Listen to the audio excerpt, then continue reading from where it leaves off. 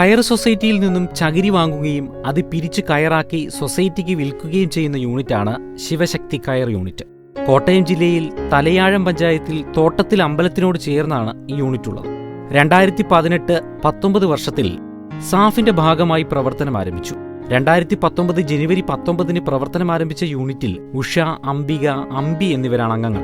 ഞങ്ങൾ സ്റ്റാഫിൻ്റെ ഒരു ക്ലാസ് വിളിച്ചിട്ട് ഒരു 5 ദിവസത്തെ ക്ലാസ് ഉണ്ടായിരുന്നു, അതിന് പോയി.